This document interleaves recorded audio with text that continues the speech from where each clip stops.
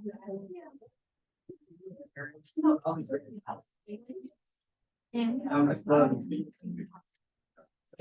the oldest in my family. I have to and my brother didn't call it. I born all the way down. So I'm the only. So it's like parents went on this conference and we got all of actually me and all got right now. So I'm just taking care of you. And All right, how is everybody? okay. Okay, I'll take that, right? At my last class, everyone looked tired, but maybe it's at 8:30 in the morning too. Like you all look a little more awake, which is good. It's been a long 2 weeks, right? Feels like it's been a long 2 weeks. I kept thinking we had Monday off, but it's the following Monday. So not yet. It's coming, but not yet. I hope you're all hanging in there. It's nice to have you back. I'll take attendance one more time today, and then next week I won't take attendance anymore. But we'll jump into chapter 2 today, continuing to kind of set the stage. Look at models. We'll look at models of abnormality today. But we looked at how we viewed abnormality in the past. What is abnormal? We'll take 2 days to get through chapter 2, which is the different ways we can view mental illness and the different models of abnormality. And then again, after that is assessment. And then the disorders. You're like, where are the disorders? I'm waiting. They're coming. They're coming. A couple weeks. We'll be there. So what we'll look at in this chapter are the different ways that we can view mental illnesses, right? The different models. And if you've taken more than one psych class, models and theories are like the thing at this level, right? We talk about all the different theories. You can take these models and theories and apply them to anything. In fact, last class was all about models and theories of sexuality, right? The same ones, just applying them to something different. So this is a very common theme at this level. And we'll look at each one of these different models, and you'll see them all semester, right? So when we get to the different disorders, let's say we are talking about phobias, we'll talk about which of these models best fit the explanations for them. And they also dictate a lot with treatment. The models here are sets of assumptions or concepts or theories or paradigms or lenses, we could use all those words, to help us explain and interpret something. And in our class, we're looking at explaining and interpreting mental illness and abnormal behavior, right? So we're going to look at all these different ways that we can kind of spell out the basic assumptions and set guidelines for what might cause a disorder, and then how you might treat it. And the interesting thing about these models is they often completely contradict each other. Like one model will say, well, it's all biological, right? And so if we're going to treat it, we're going to treat it biologically. And then the next one says it's all related to your mom and things that happened in early childhood, and biology doesn't matter, right? And we'll look at each one of those, just some of the kind of basic assumptions. And then when we get to each disorder, we'll look at which ones fit those disorders best. And often it's a combination. That's always the case in psychology. It's like a combination of multiple models. It's nature and nurture, right? Environment and biology. But we'll look at them separately before we put them together. So we'll start with each one. And what I'll do is kind of give you some of the key contributors from each model. And then I think I'm going to write a couple of like a summarizing word or two on the board just to kind of help keep them straight. So we'll look with the biological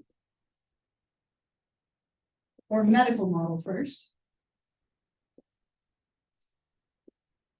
From a biological or medical model standpoint, like just look at biology and medical, right? We're looking at biological factors contributing to mental illness. So we can say here from physical causes. Be my summarizing point for that. These are things that are biologically driven, right, or biochemically driven. And so this is just one view, right, but it's a big one, right? A lot of disorders have a biological element to them. And these are some of the things that we might see be common physical causes. And again, we'll look at the specific ones for each disorder. But here are some common ones, right? Brain anatomy is a big one, right? Maybe there's something going on anatomically that's driving a mental illness. Makes it a little tricky. Mental illnesses have genetic biological components to them, even though they're mental illnesses, right? That makes it a little tricky at times, but brain anatomy can definitely play a role. We'll talk more about brain circuits later when we get to depression. But brain circuits, there might be networks of structures that work together in the wrong way to create issues, really common with depression. Different parts of the brain kind of interacting in a certain way. Brain chemistry is probably the biggest one, though. Neurotransmitters. Neurotransmitters are huge for mental illness in this perspective. Can anyone give me an example of a neurotransmitter? Anyone know? No one? What's a neurotransmitter? Yeah. Serotonin. Serotonin, big one, love it. Another one? Yeah. Melatonin? Melatonin it's more of like a hormone, Okay, but so you're on the right the track. toning, because I'm like, okay, is that? Right, it's got the onin piece to it. Yeah, There's no, oxytocin, melatonin, those are more hormones, but on the right track. Anyone else? Yeah. Dopamine, serotonin. Anyone know another one? Would nicotine be one? Nicotine is more of a substance, right? But it does affect your neurotransmitters, so it's a good guess. Anyone know another one? There's a bunch. Those are the two biggest ones. There's GABA, glutamate, acetylcholine. There's a ton of them. These neurotransmitters really drastically affect our behavior and our mood. How many of you took intro psych? By show of hands. The vast majority of you, I think it's like a highly recommended prerequisite. So here, neurotransmitters, right? Neurons communicate with each other through what's called electrochemical signals. So when our neurons are communicating, there's two elements to it. There's this electrical piece and a chemical piece. Now, I told you last time I'm like the worst artist ever. Be ready for the most beautiful neuron you've ever seen. It's going to be wonderful, I'm sure. My children are always like, I'll have mom draw it. It's fine. All right, so here's a neuron. I mean, it could be worse, right? Okay, little buttons at the end. I mean, it's a shame you can't see the beautiful one that I drew behind the board here. But here's our neuron. Here's a little like nucleus. These are the dendrites. I'm going to leave it at that. That's good enough, right? So you get the idea. Neuron, right? We have a neuron, another one, another one, another one. They exist in these long chains called nerves, but they're constantly communicating with each other in this electrochemical process. So inside and outside of the neuron, there are little ions. And the ions make up the electrical piece, and then the neurotransmitters make up the chemical piece. So whenever we're doing anything, constantly, these little ions are going to switch places and cause this cell to fire, this neuron to fire. Very complicated process here. We'll open up the gates right, with my finger, and they flow in and out. They change the electrical composition of this neuron, causing it to fire. Now, when it reaches the end of the neuron, this little gap right here would be called the synapse. And then there's another beautifully drawn neuron behind this, right? And so what happens is these little buttons at the end of the neuron, these little terminal buttons, we call them, are going to release these neurotransmitters, and they flow across and keep that message going. Now, when we're done communicating, those neurotransmitters either go back, like through a process called reuptake, or they're absorbed or broken down by the body. Now, if we have too much, let's say serotonin, or too much dopamine, right, that can cause issues. Too much dopamine tends to cause hallucinations, which we see in schizophrenia. Serotonin is a huge culprit with depression. So is dopamine and a couple of others. And so what we see is that these neurotransmitters, this chemical portion, plays a drastic role. And we can change the amount of neurotransmitters you have with medications, which we'll talk about all semester long. So neurotransmitters is probably the biggest one up here, that chemistry, right, that we all possess. There's a natural balance, but a lot of us have times where they're out of balance. And we can manipulate that through drugs and substances as well. Genetics is another huge one here. Our genes dictate a lot of mental illness. A lot of mental illnesses do have a hereditary component, right? Things like depression, bipolar disorder, schizophrenia. A lot of them are somewhat genetic. It doesn't mean you're doomed to get it, but you might be more vulnerable than the average person. So we look a lot at genetics from this angle. And then viral infections, especially things during pregnancy. When somebody is pregnant, if a fetus is exposed to certain viruses or conditions, it might make them more vulnerable to mental illnesses later in life. So from the biological medical model, we're seeing that some physical cause, some physical influence is leading to the mental illness or heavily contributing to it.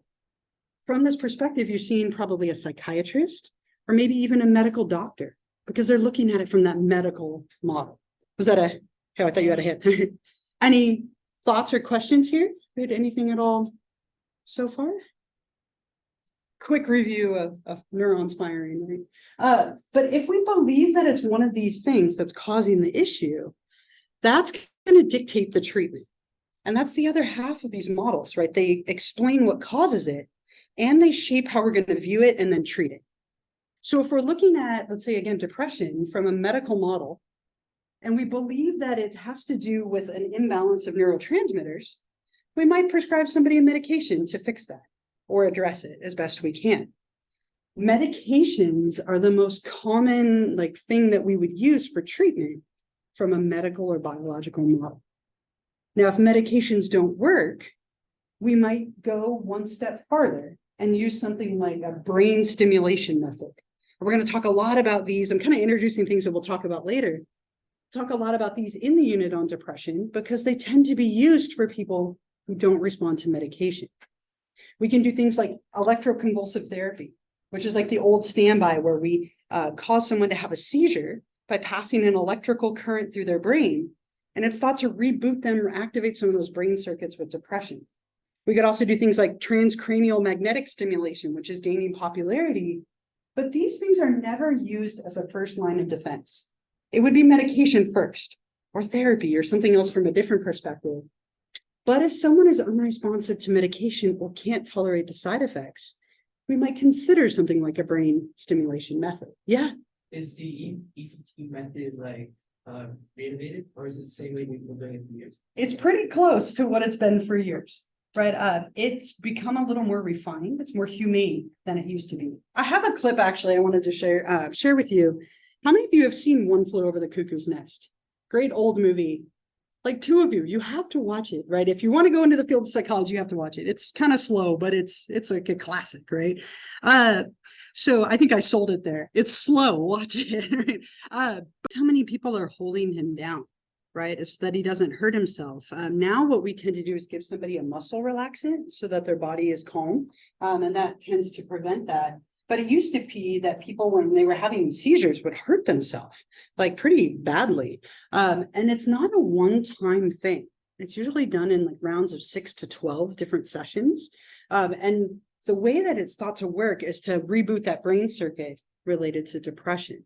And we've been doing stuff like this for a long time. I mean, hundreds of years ago, we were giving people substances to cause seizures and knock them out. I think you don't need to know this, but it was 1934.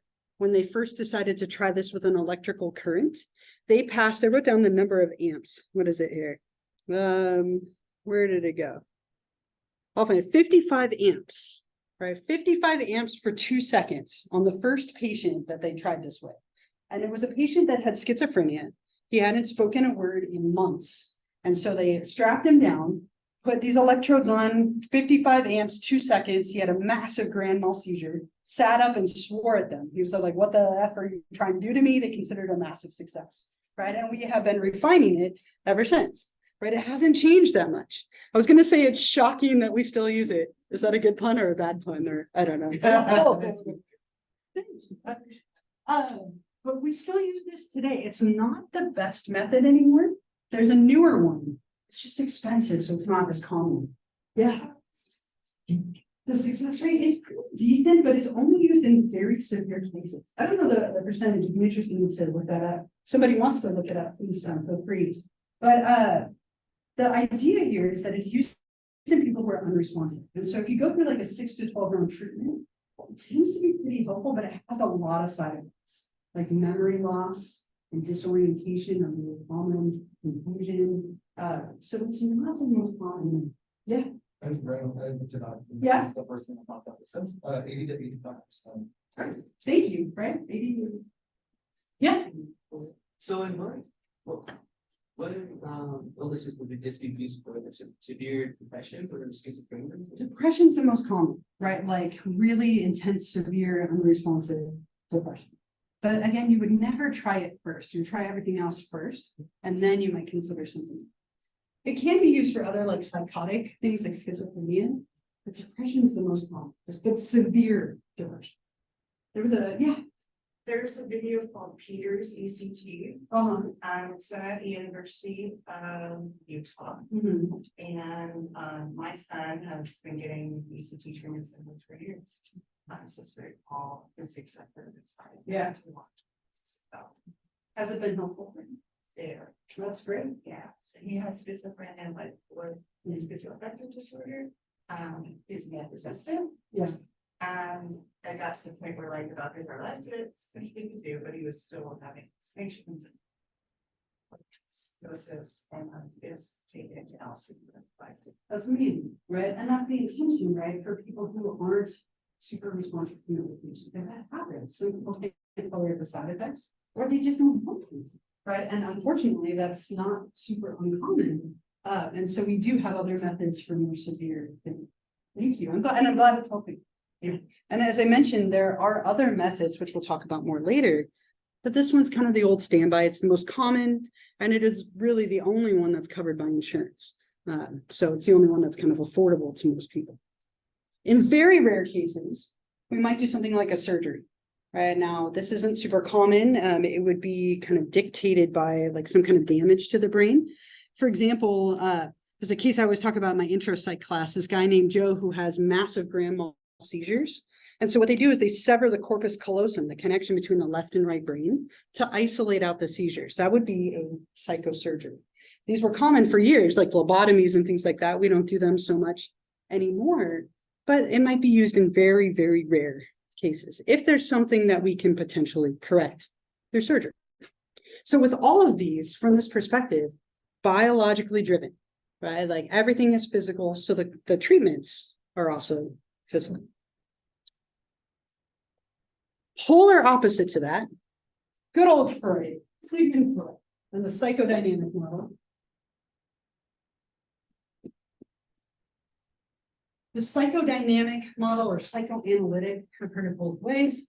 This looks a lot at like unconscious influences, early childhood, and then we could say sexual and aggressive rhythms.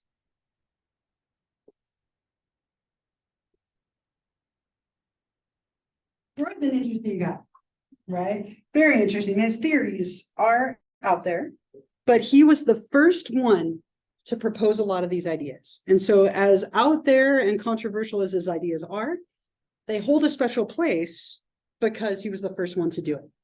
Now, this is Freud here. What's he holding? A cigar, right? Freud's always holding a cigar. Interestingly, it's what killed him. He died of cancer of the mouth because he couldn't quit his addiction to cigars. The most famous psychologist of all died from something because he couldn't quit an addiction, right? Just to put it in perspective, right? But Freud really, a lot of like very famous thoughts, and we'll look at a couple of his ideas that relate to what we're covering. One of them is the unconscious mind. Freud was known for studying the unconscious. But so if we think about the mind, we sometimes use the analogy of an iceberg, right? Because an iceberg, you can just see the tip of it, right? And then the rest is under the water. I feel like I need to draw the Titanic, right? Like little Jack at the front, right? Sorry. Before we went on our cruise, I watched all the like Titanic and like Poseidon, all the movies where like boats sink. It's research. My partner was like, that's really morbid. I'm like, but now I know what to do and not do, right?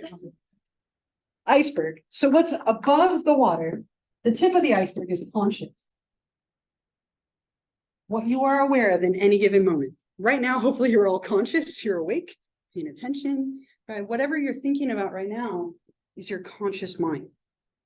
Just below the surface, we could call this your subconscious. Sometimes we call it the pre-conscious mind. Right, that would be like if I told you to think about what you had for breakfast, if you had breakfast, right?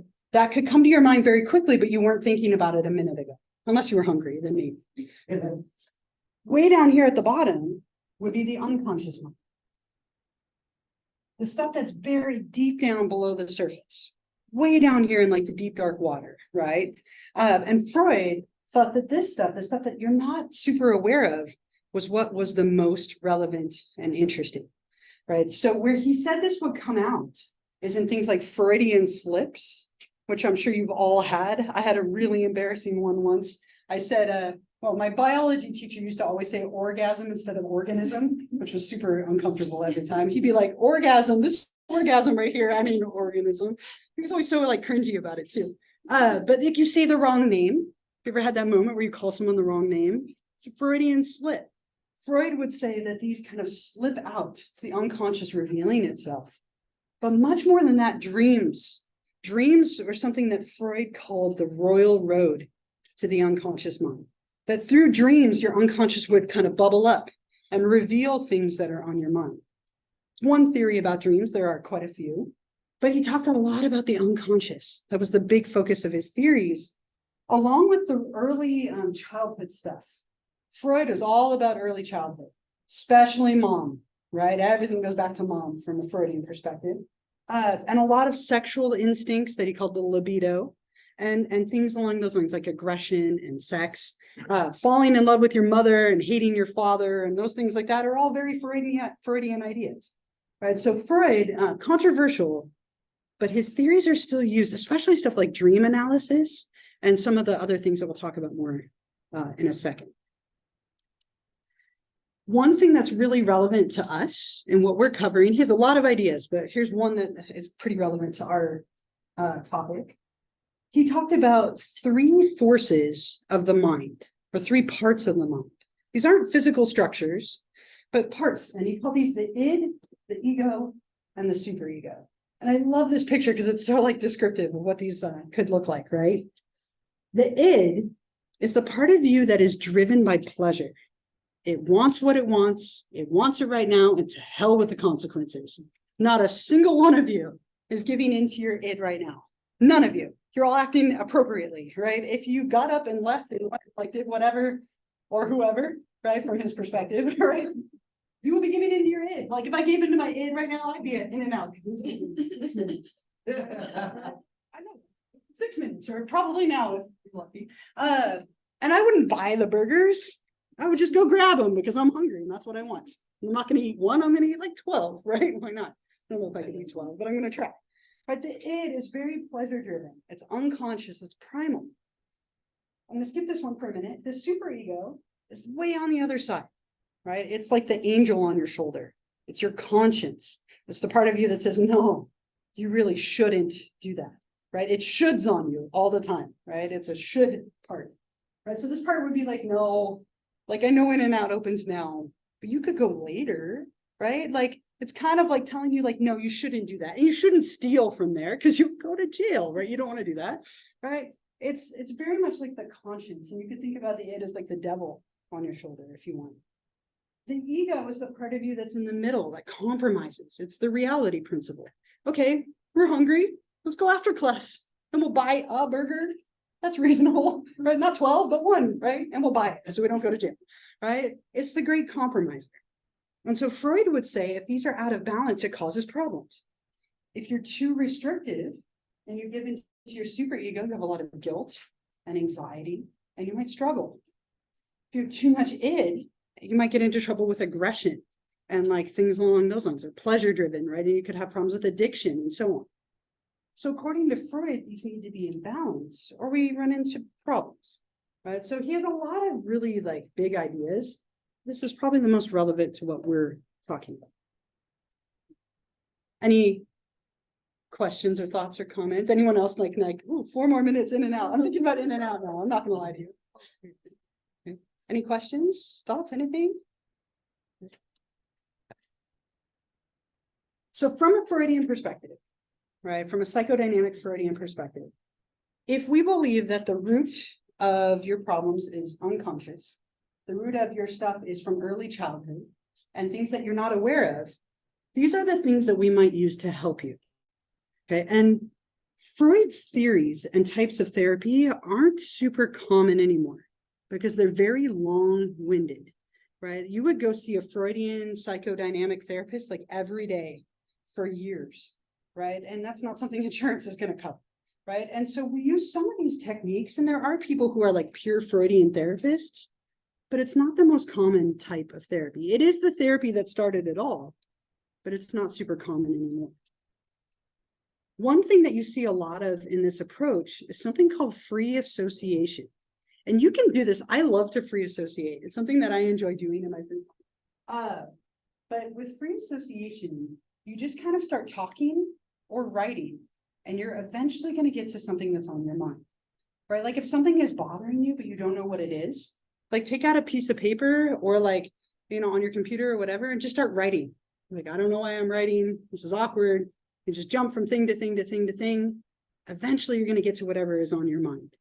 And that's kind of the premise of psychodynamic therapy, is you just talk without censoring. Or there's an interesting variant of this where I give you a word and you tell me the first word that comes into your mind. And we look for themes and we look for spots where you get stuck.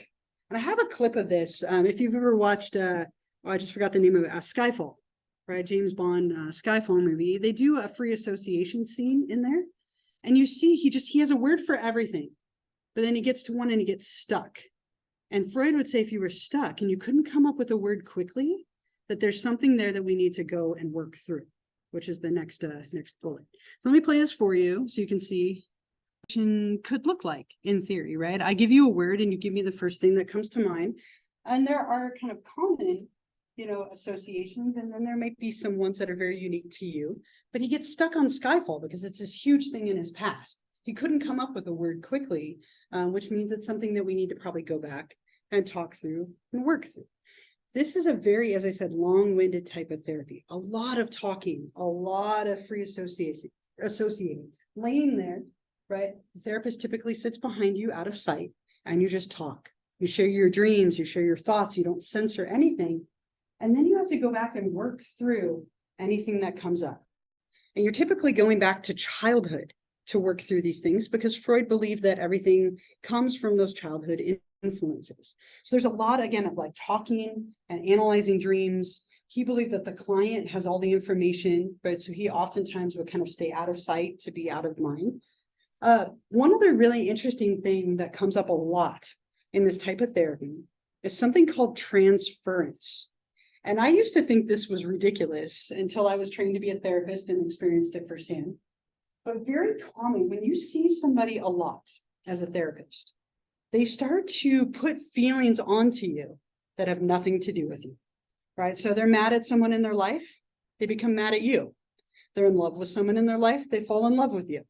That's the most awkward for sure. I'll take the anger any day over that. I once had a client, it was like a young male client, and he started bringing me gifts and like trying to flirt with me. I was like, you are barking up the wrong tree in every possible way. And I knew it had nothing to do with me, right? But he was in love with somebody in his life who was forbidden to him. It was like his close friend's partner, if I remember correctly.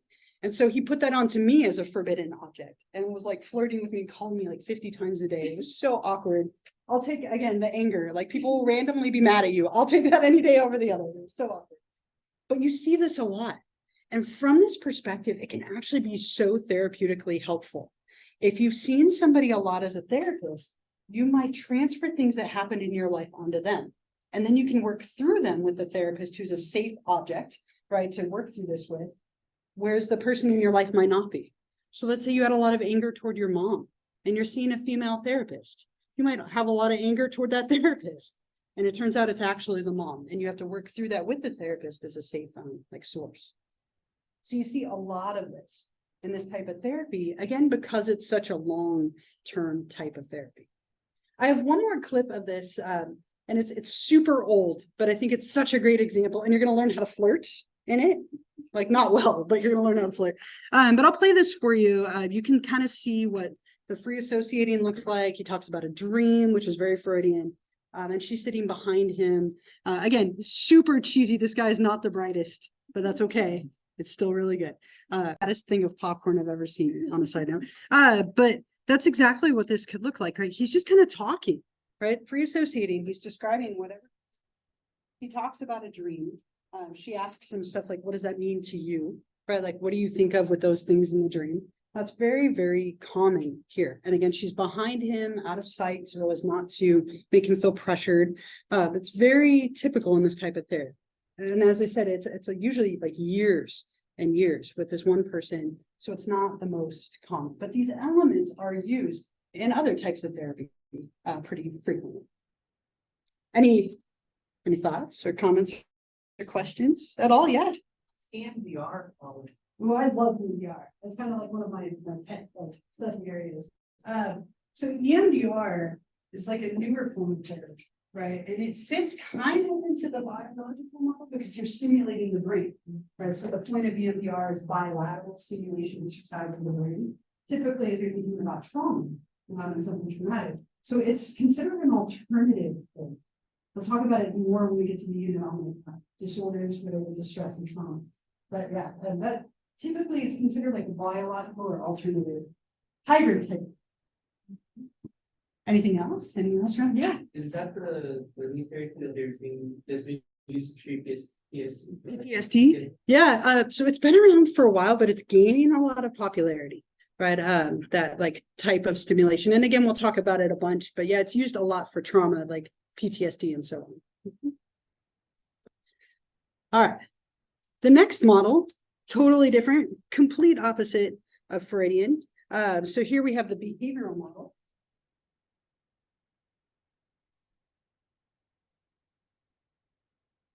And this is all about like conditioning.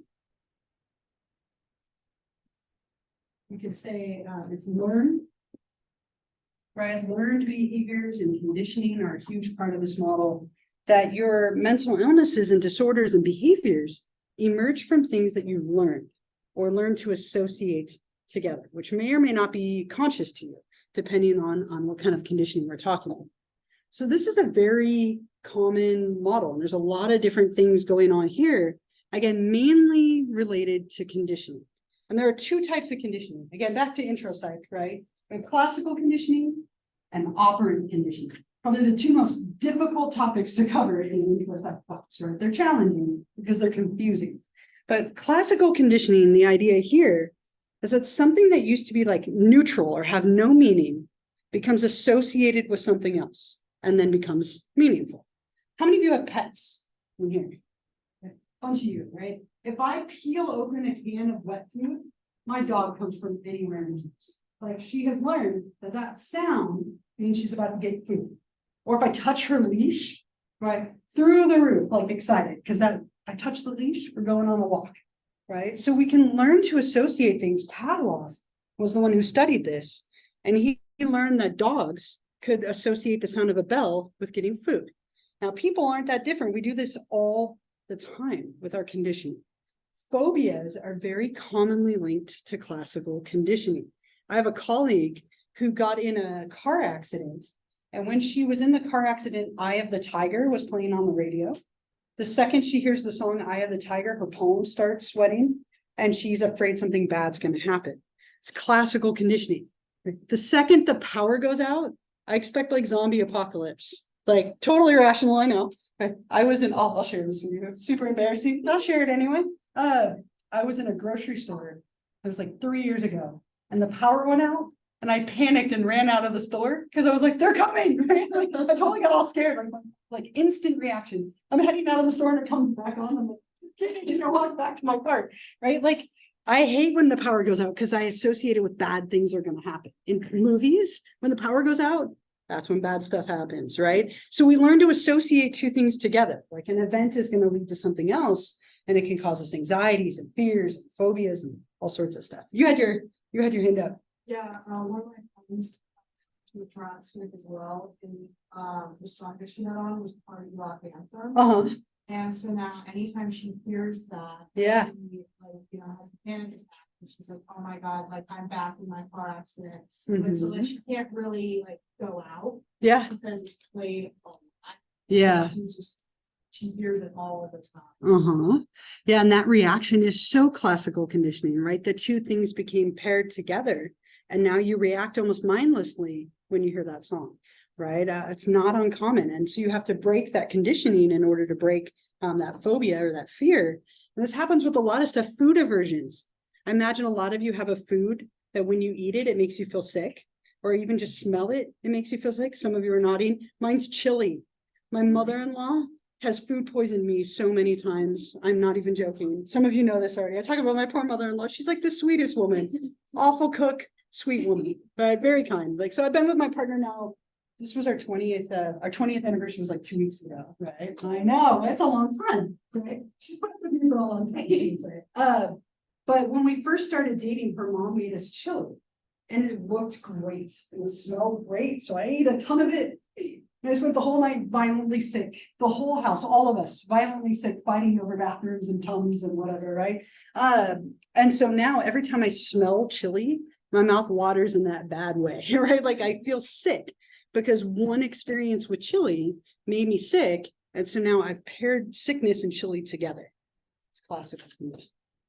Yes, you had your hand up. Yeah. Yeah, I was gonna say, like, I actually am, you know, it's interesting that you mentioned like this because so I'm not sure how many are familiar with the EAS, with the word dealer system, like the text-to-speech, that play. And in the 90s, they used like a modified version of the Jetcock text-to-speech engine. And here's the interesting thing. We recently got like a bunch of source code leaks of older versions of the software, and it included the NWS version. So I actually played, I played like that for somebody, and they thought it was a real EAS alert because of how accurate that was. Yeah. And I'm like, wow, that was that wasn't a real EAS alert, that was just me messing around with each other. So That's funny. so Yeah, and those sounds, right? Like when the earthquake happened, everybody's phone went with that alert, the frequency sound, right? The panic that I saw in like, we were out at a restaurant, like I shared with you, and like it went off and the people next to me like started freaking out. My kids were like, what's going on? That sound has been conditioned to mean there's an emergency, there's something wrong, right? Panic, right? And so we have all these things that we get conditioned to. I have a little video of Pavlov, just as a quick review, in case intropsych is feeling far away.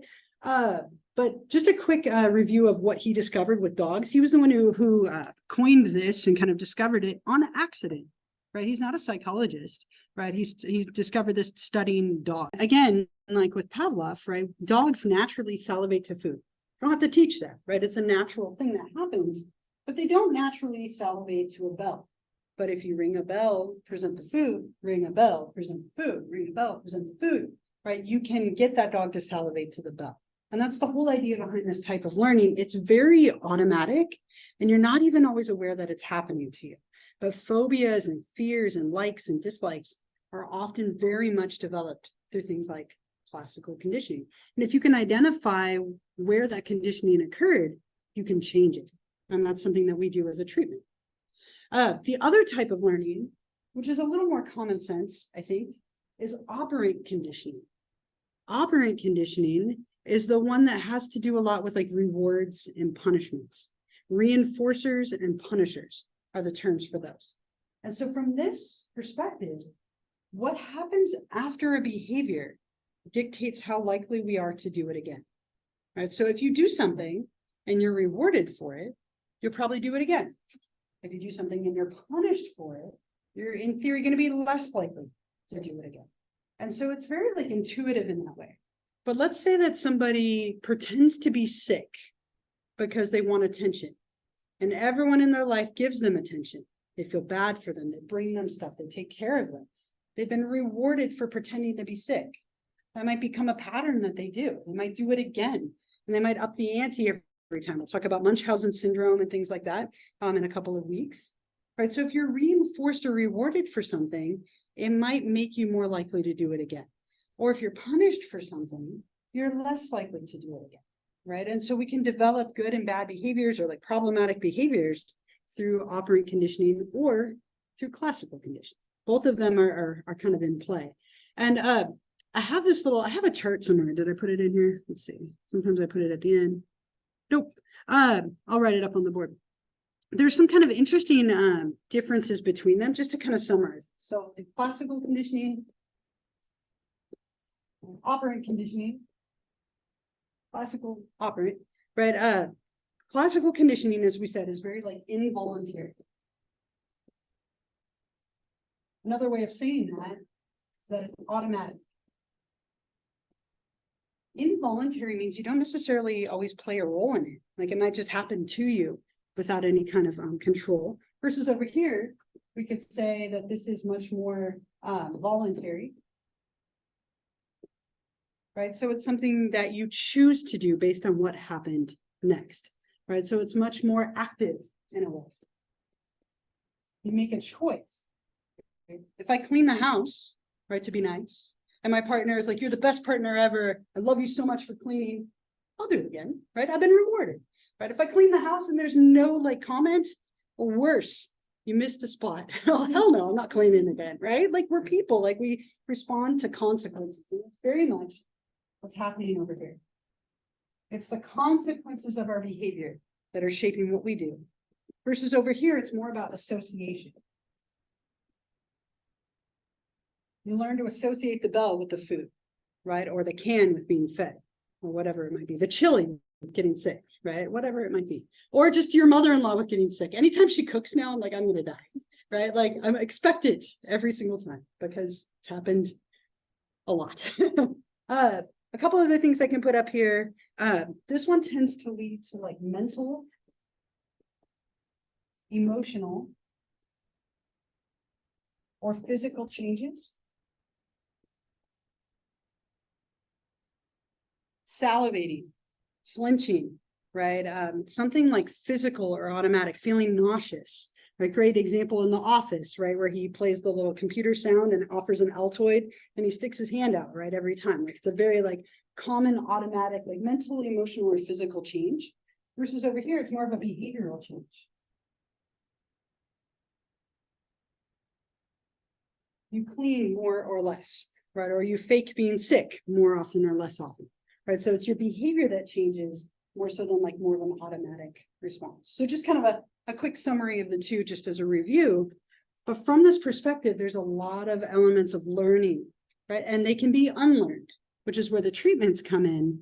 I'll talk about these a lot with anxiety disorders, especially phobias, which we'll get to in the first group of disorders.